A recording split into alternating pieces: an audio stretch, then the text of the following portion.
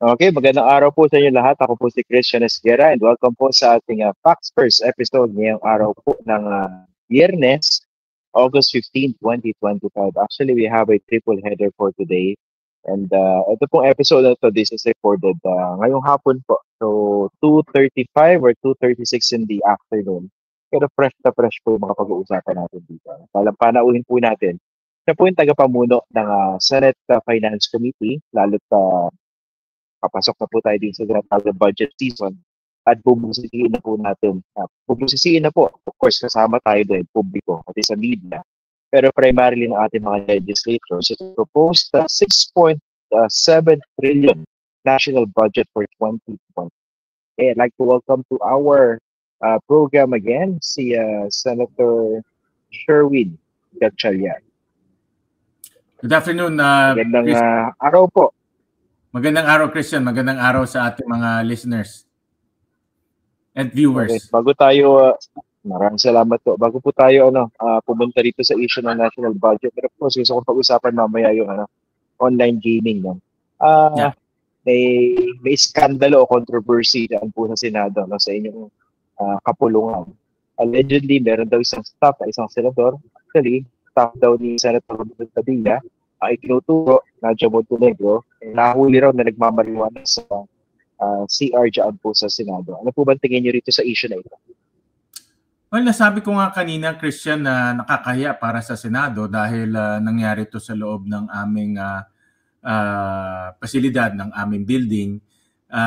Actually, dito sa Valenzuela, very strict ang aming kapulisan at LGU sa mga marijuana sa school. Ang dami nahuhuling mga high schoolers na gumagamit o nagbebenta at napaparusahan sila. Pero kung maririnig nilang nangyari ito sa loob pa ng Senado, nakakahiya para sa amin. Kaya mahalagang itong investigasyon ay matapos na at mabigyan din kami ng information kung ano ba talaga ang katotohanan. Of course, may investigation na ginagawa ngayon ng Sergeant at Arms Office. So, antayin namin kung ano ba talaga itong nangyari. Of course, kailangan pa rin naman madinig yung side nitong si Ms. Nadia Montenegro, no? And as para sa iyo, hindi tayo nagsasalita yung opisina ni Senator Robin Padilla, no? Tama po ba? Wala pa akong naririnig sa media dahil lumabas to almost weekend lang so hindi na kami nagkita-kita during the weekend. Pero ang importante dito ay nabasa ko rin sa media na si SP Cheese ay on top of this. At imahe kasi ng Senado ang nakasalalay dito, hindi lang itong simpleng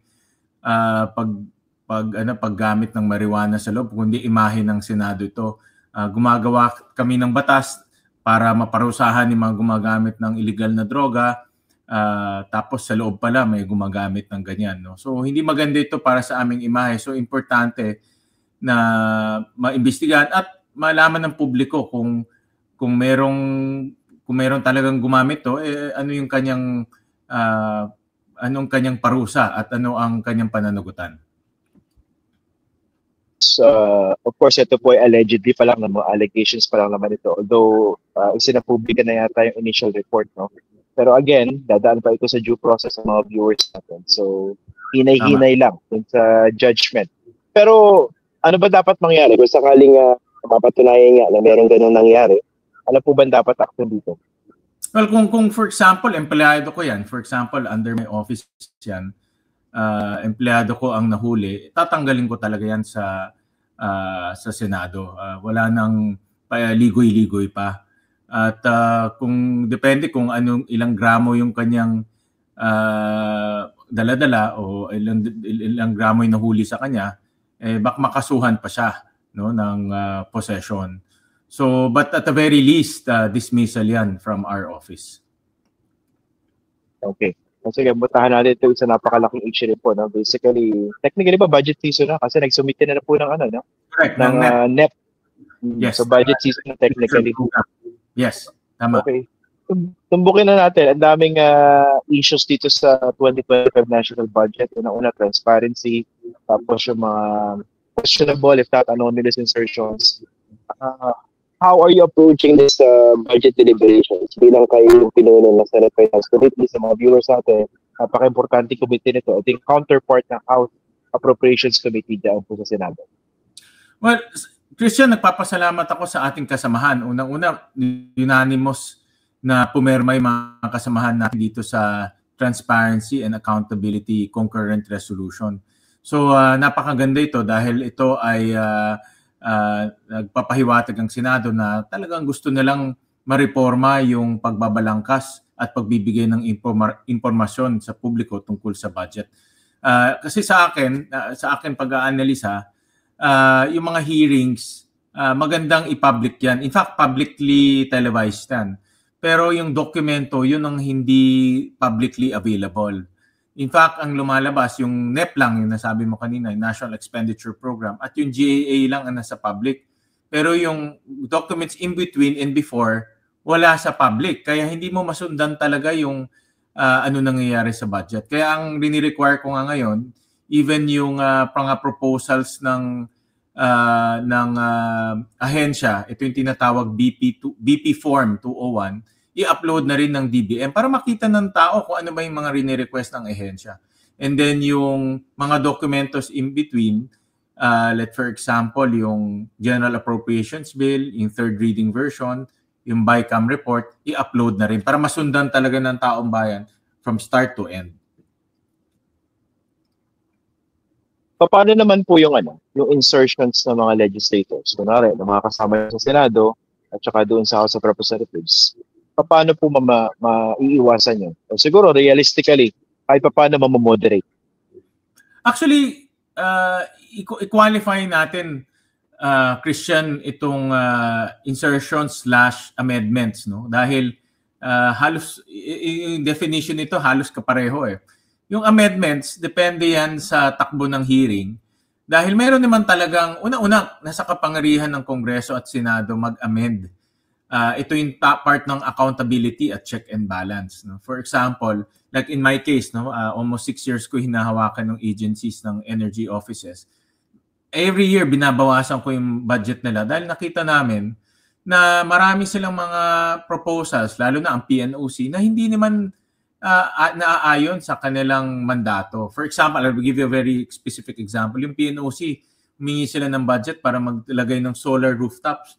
Sabi ko, national oil company kayo pero gusto niyo maglagay ng solar rooftop. Hindi na ito naayon sa inyong mandato. So, tinanggal namin yun. Okay naman sa ahensya dahil naintindihan nila that's part of our mandate. So, maraming ganun. No? Tapos yung tinatanggal namin, linalagay namin sa ibang ahensya tulad ng ERC, Energy Regulatory Commission. Dahil alam natin kung epektibo ang ERC, bababa ang presyo ng kuryente natin. So, mandato natin yan. Ngayon, ang hindi tayo papayag, ako personally, kung yung mga amendments, biglang, let's say, wala naman sa proposal ng ahensya, tapos wala naman sa proposal ng House or ng Senate, biglang lumalabas sa BICAM, yun hindi na tayo papayag. Kasi dyan nagkakaroon ng mga proyekto na out of the blue, galing ng langit, hulog ng langit, pumapasok na lang doon at hindi na pag-aaralan.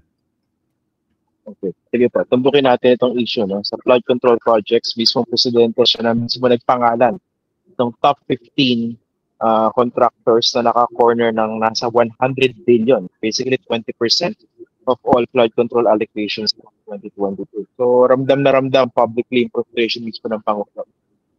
I agree doon sa paliwanag niyo, kasama yung sa kapangyarihan ng Kongreso bilang naghahawak ng power of the purse para busisiin at mag-realign. Pero yung questionable practices po kasi, you know this very well, yung naglalagay ng mga proyekto sa mga lugar na hindi naman kailangan dahil merong gusto paboran na politiko o contractor. How do you intend to deal with that? Napakagandang tanong yan, Christian. Dito nakikipag-coordinate kami sa executive at even sa local governments actually. No? In fact, isa sa mga innovations na i-introduce namin, iimbitahin namin yung mga local government representatives pati mga civil society organizations sa isang hearing pagdating sa budget. Naisip rin namin na magkaroon ng isang hearing na imbitahin namin mga budget experts, civil society organization para magbigay rin sila ng komento at suggestions or analysis nila sa mga dito sa budget natin. Ngayon, going back doon sa tanong mo, ang importante dito yung project na yon, coordinated with the executive. Ang nangyayari kasi, pag hindi alam ng executive, dito napapasok yung FLR. I'm sure naririnig mo rin yun, yung for later release. Dahil sasabihin ng executive, wala namang right of way yan. Hindi naman yan, wala namang plano yan. Naririnig ko lately sa mga mayors, no? Marami akong nakakusap na mayors kasi galing akong Bulacan.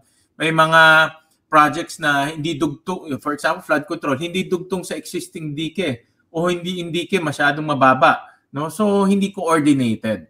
So, kung may mga amendments o proposals na manggagaling sa mga legislators, no? Congressmen and senators alike, importante na coordinated yan sa local governments. Importante coordinated yan sa executive. At mayroong mga pag-aaral yan. Hindi pwedeng parang bula na pumapasok na lang. Para din po sa benefit ng mga viewers natin, doon sa mga hindi familiar, saan ba pumapasok yung corruption when it comes to flood control project? Ano ba siya kahirap i-audit in terms of holding people accountable? Baka nung wala tinang yung proyekto, pero nandun yung pondo, pinagatian pala ng politiko at saka nung Christian, sa mga naririnig ko, no, ito wala akong personal direct knowledge o wala akong ebidensya na hawak. Pero ito naririnig ko na marami dito sa mga projects na ito ay pinakikialaman ng mga politiko at pinakikialaman ng district engineer. No? So, ibig sabihin nagkakaroon sila ng sabuatan. Ito yung mga naririnig ko. I cannot pinpoint who or anong evidence. Ito yung mga naririnig ko. At kaya may mga projects na malalaki sa isang location kasi ang mga naririnig ko, meron sabuatan doon yung politiko. Nag-a-appoint na sila ng contractor or meron na silang favored contractor tapos sumasang-ayon naman yung district engineer.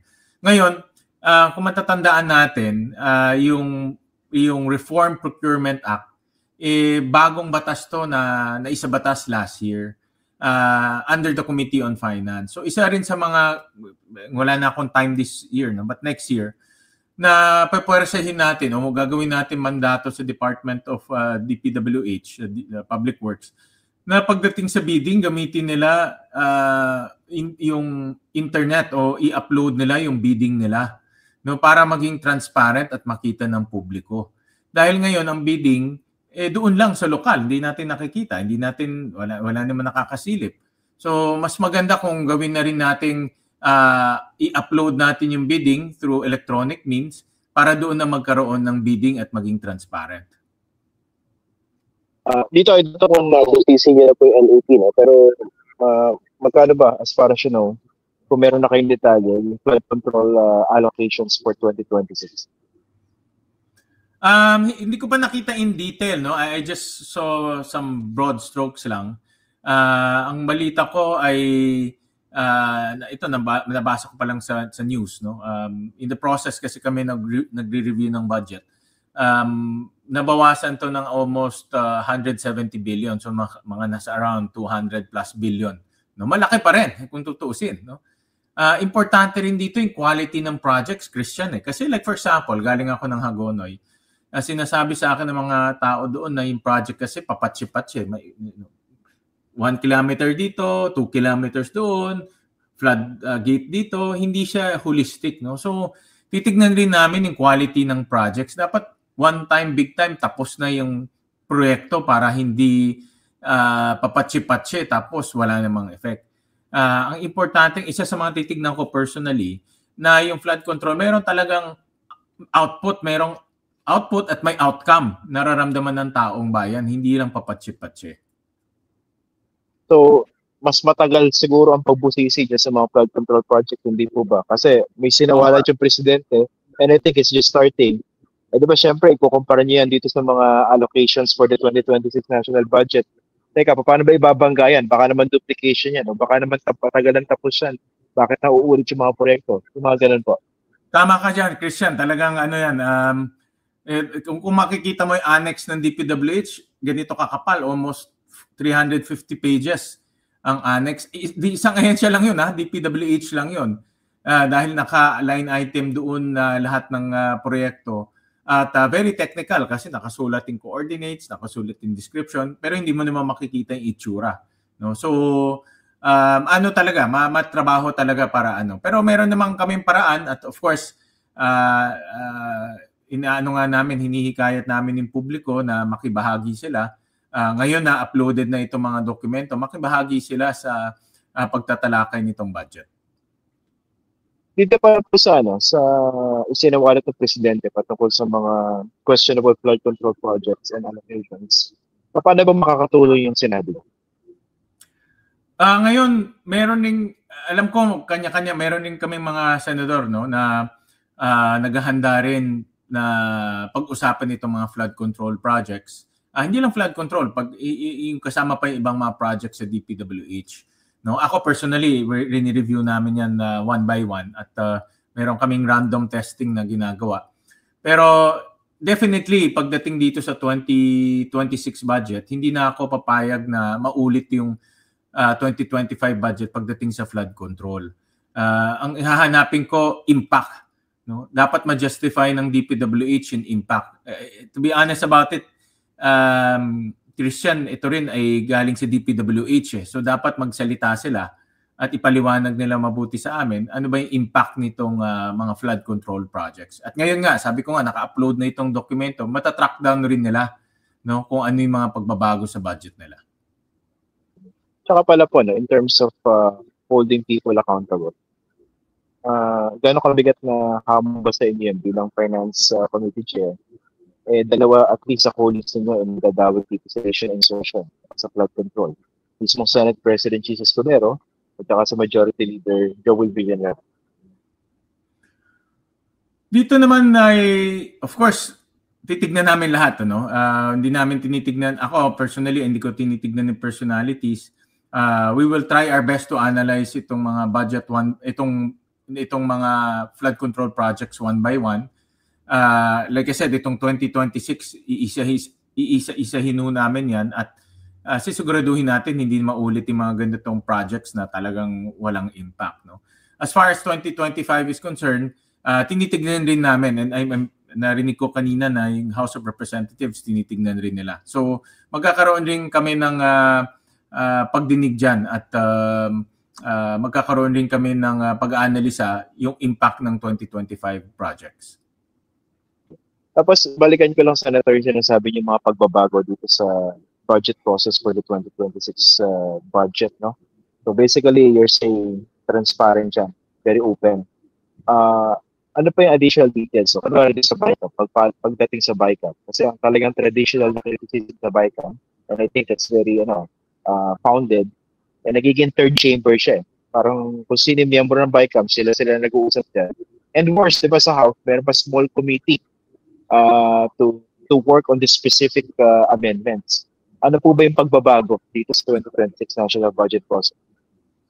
Christian, ang BICAM kasi dapat disagreeing provisions lang eh. Ibig sabihin, kung wala sa House proposal, wala sa Senate proposal, wala rin sa executive proposal through their Tier 1, Tier 2 proposals, dapat hindi ipasok yan sa BICAM. Hindi gamitin ng BICAM na gumawa ng bagong proposals. Disagreeing lang yan. Parang ordinary bills ang pinag-uusapan lang namin, disagreeing. So, pag disagreeing, hindi siya magiging quote-unquote third chamber dahil pag-uusapan lang namin limitado. In fact, sang-ayon ng mga kasamahan ko yan, binuksan ko itong konsepto nito sa kanila. At sang-ayon sila na dapat disagreeing lang talaga. No? Kasi nga, yan naman ang essence ng BICAM para magsama tayo. Pero in the past, tama ka rin, no? In the past nga, diyan ginagamit yung BICAM, ginagamit rin may mga programa na hindi na pag-uusapan, no? Isa sigurong example diyan ay yung AKAP, no, na nung 2024, wala naman yung sa proposal wala naman sa Tier 1, Tier 2, wala sa NEP, wala nilang pumasok sa dulo. Pag ganyan kasi nangyayari, Christian, magbabawas ka sa ibang ehensya. May tatamaan na ehensya. So pag nagdagdag ka, mayroong mababawasan. Kawawa yung mababawasan. Ito parang nangyari sa ano, 'di ba? Sa 4-piece budget, tapos sa PhilHealth, tapos Modernization. bilusubol po yung akap. Mm. Ang daming nabawasan. AFP modernization. Actually, hindi lang lumalabas yun, but AFP modernization, nabawasan. Yung 4-piece, nabawasan. Yung PhilHealth, nabawasan. Hindi, inahensya naman na nag-expect mabigyan ng project ng pondo dahil maganda yung kanilang programa, sila naman nababawasan. No? So, hindi magiging maayos ang budget natin kung hindi bigla nilang may susulpot na mababawasan ng iba. So dito sa BICAM, everything will be televised or streamed and open to the public, not just the media? Yes, yan din actually ang proposal ng House, yan din ang proposal namin dito sa Senate. In fact, hindi lang yan, no? May mga ibang senators tayo na nagsabi na ipakita rin yung mga documents pre the BICAM event, no? Tama 'yon kasi yung BICAM hindi mo maintindihan kung wala kang hawak na dokumento, magulo siya eh. No? So make available rin namin yung mga dokumento bago pumasok sa BICAM. So, meron din po bang parang tracking yan? Sino yung nag-insert? Tapos may minutes para malaman ko na, but bigla sumulpot na naman itong akap, originally wala yan. Yung mga ganun pa possibilities. Actually, makikita mo dyan yung changes, no? At makikita mo yung changes, pwede mo nang tanungin any senator or any congressman for that matter, pwede itanong at bakit nagkaroon ng changes. So, dyan na magkakaroon ng accountability and explanation bakit nagkaroon ng changes. Dahil yung mga chairman, accountable yan eh. Pag na-approve na ng Senado, pag na-approve na ng Kongreso, accountable na ang chairman at accountable na rin yung body dahil sila yung nag-approve. Pero yung committee report pa lang, nanggagaling sa amin, sa House Chairperson at sa akin as chairman, accountable na kami dyan dahil committee report na yan. So, ano yan po, no? Hindi, ang inis ko yung specifically kung sino nag-push, diba? So, kung lalabas yung minutes, mas madali identify ng public kung sino talaga yung may pakana, hindi po ba? Actually, i-upload namin yung journal and minutes. Nakasulat yun dun sa concurrent resolution. So, makikita nila rin yung usapan doon. Aside from that, may mga senator din tayo nag-propose ng live streaming. So, ila-live stream rin yan. But to be honest about it, ngayon naman, naka-YouTube na siya eh. Ang kagandahan ngayon with social media, naka-YouTube na siya. No? So, but may mga senators tayo who wants to do live streaming in other platforms, gagawin rin natin yun. Isa pa po, Senator, sa confidential and intelligence funds, so binawasan ng BBM dito sa NEP, pero ang laki pa rin. Tapos, yung pinakamalaki allocation, mapupunta sa Pangulo. Kailangan ba talaga ng malaking confidential funds ng Pangulo? At hindi nilang bawasan ng malaki, tapos talagang ibigay din sa mga intelligence agency? Well, ang ating Pangulo ay siya ang commander-in-chief natin. Siya rin ang chief foreign policy personality natin. Chief foreign policy architect natin. So, importante na meron siyang pondo para gawin to, no? At marami sa mga information gathering niya, gagaling yan sa mga confidential means, no? So, dapat bigyan natin siya ng kakayahan para gawin yun. Pero pag-uusapan din namin yan. I'm sure pagdating ng hearing, mapag-uusapan yan.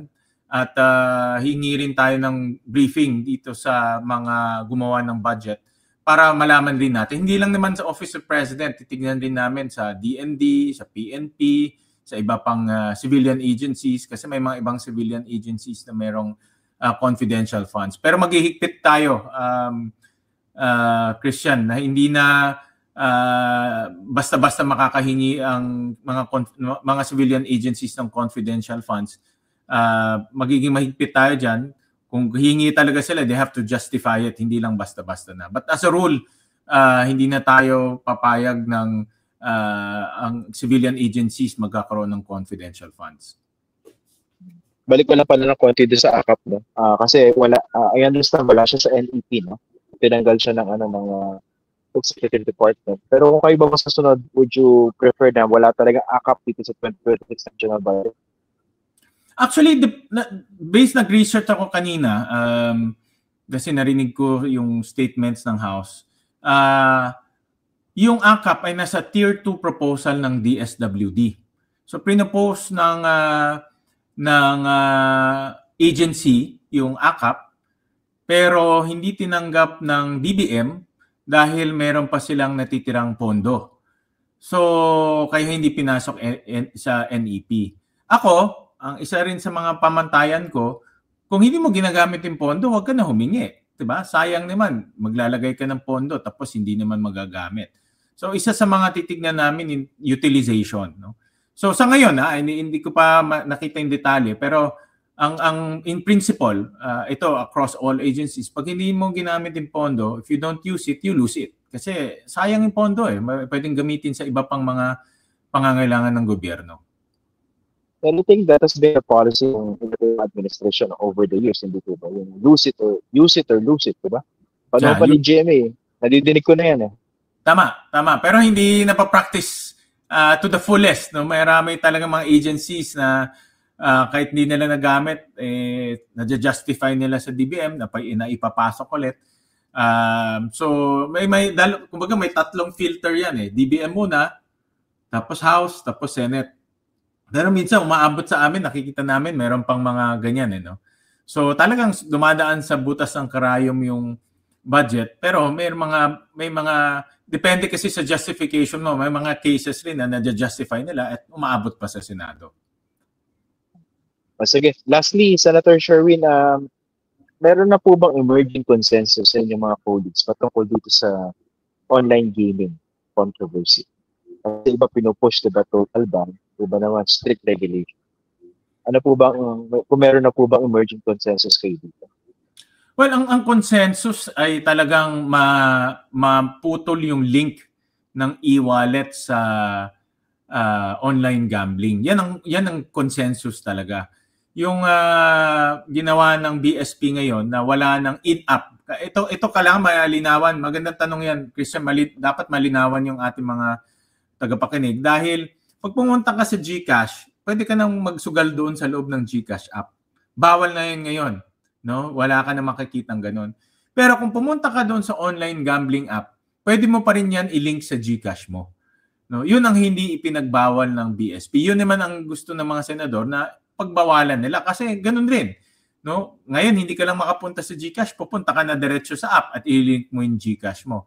Ganun rin. Di parang hinihigop rin yung laman ng GCash mo sa pamamagitan ng online gambling app. Iyon ang aming strong recommendation sa BSP na gawin. Pero as to whether to ban, to regulate, meron pa kami mga ilan hearings para ma-determine natin kung ano ba yung tamang direksyon. But definitely, hindi na magiging business as usual yan. Pero itong pagtanggal ng link, diba? Napakadaling gawin, kaya ng BSP. Bakit hindi pa sinagad? Bakit yung isa lang yung address nila? Tama ka dyan. Yun nga ang tanong namin, Christian, sa BSP. Bakit nagawa nyo yung wala nang in-app at ayaw nyo pa gawin itong delinking ng mga e-wallets? Paikot-ikot yung sagot na binibigay sa amin dahil raw legal itong mga gambling sites. Pero nakita namin, pati e-wallet, nakakonekta sa mga illegal. No? Kaya itong GCash talagang nagiging pasimuno ng online gambling sa atin. At nagulat nga kami, lumalabas 32 million na ang online gamblers sa ating bansa. So kung mayroon 60 million adults, kalahati ng adults, ng mga matatanda, nagsusugal na sa ating bansa sa pamamagitan nitong online gambling. Kaya dapat na talaga madilink yan. Kung hindi, lalaki ang numero na yan. Grabe, 32 million ang nagsusugal. Oo, nung 2023 is 2 million. Noong 2024, naging 8 million, tumalon 4 folds. From 8 million tumalon ng 32 million, almost 5 folds. No? So, ganong kalaki. Kaya ramdam natin on the ground, no, na yung mga ordinary nating mga kababayan nagsusugal ng online gambling. No? Gusto, grabe, nakaka-alarma yung numero. No? Pero anyway, bantayan natin. Opo, tututukan po namin at saka ng publiko yung inyong mga pagdinig niya sa online gaming controversy niya dahil napaka-importante yung mangyari And I hope Yeah. sana holistic yung approach, no? Para maiwasan din gambling addiction, mabigyan ng karampatang attention yung mga nalulung na, di ba? Kumbaga dapat tanggalin yung kultura eh. Tama ka doon. Dahil kung patagal ng patagal to at parami ang nagsusugal, magiging parte ng kultura yan. Mas mahirap ng burahin. No? Parang yung ibang mga illegal gambling dito na naging parte ng kultura, mas mahirap ng tanggalin. Okay, Senator Sherwin Gatchalian, maraming salamat for joining us today, for joining us tonight dito po sa Fox First. Maraming salamat po sa inyo. Thank you. Thank you, thank you.